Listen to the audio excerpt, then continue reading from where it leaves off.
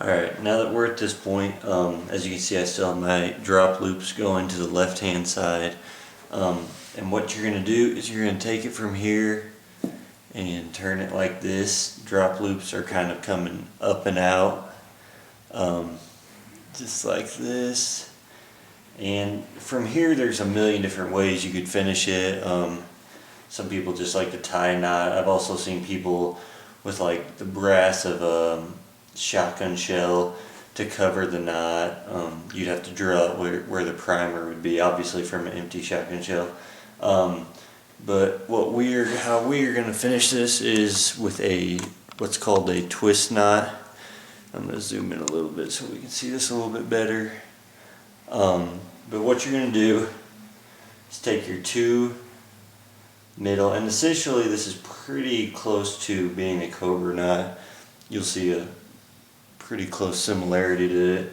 But so you got your two middle strands here, and what you're going to do is take the right side and make like a little, almost like a backwards four, and then you're going to take this side and you are going to go over the top, under the two, and back through the loop you made, the backwards four. You're gonna try to keep it together and tighten that down like so. Just like that. And then you're gonna do it again. You're gonna make a four. You're gonna go over this one and then under the two and back up through this one.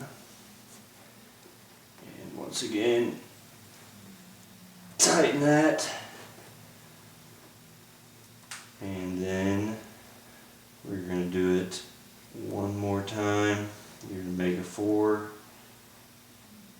over the top and under, and like the ones before, you're going to tighten it down just like that. And it's kind of, I don't know how well you can see that, but it's almost like a twisted braid, hence the name of it. But just like that. Then what you're going to do from here is go ahead and cut the ends here and melt them down so your knot holds. Alright, so now we are ready to add our first drop loop for our cauls. We're going to use a noose knot, like I said earlier. They're just easy to tie, A, and then B, they're easy to adjust, easy to interchange calls depending on what situation you're going to be hunting in. The way you do it is you take it and you create an S, and I always leave a little extra on the end. So make an S, you're going to pinch it together like that, it's still separate, and you're going to take it and come around once, twice, three times, and on the third time around you're going to bring it back through this top loop here like this, and you're going to pull on the top part of this like so, and then kind of squeeze it, and then you have your noose knot. And as you can see, you can slide it up and down pretty easily. Call goes in here and squeeze. You want to change calls, you switch it. Like I said, you can play with length depending on, I would put this lanyard around your neck and see what length you want calls, what's comfortable to getting it to you. If you don't like the noose knot you tied, all you have to do to undo it is just pull like that and you're back to square one. So one more time real quick.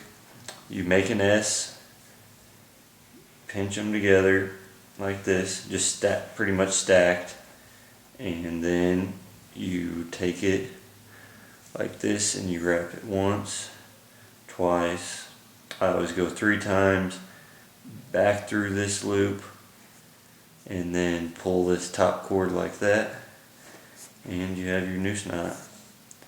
So we're about done now. we've got 2 nooses on the side tied. And now this is something new I've been trying on the last few lanyards I've made, and it looks pretty cool. It does take a little bit of time and playing with it, but I'm going to show you real quick. We still have the 2 ends here. As you can see, I already did this with one I've attached, but I think the multicolor looks pretty sweet on the nooses, so I'm going to show you how to do that real quick. You can do this if you want, if not, no biggie, obviously, but real quick we're going to just melt these together. I'm using OD green and obviously the khaki, and whoop, just heating them up so it's easier to stick them together. Just like that. You gotta get them pretty hot so they want to stick, and then push them together like so, and then quickly. And here you want to make sure you smash it down.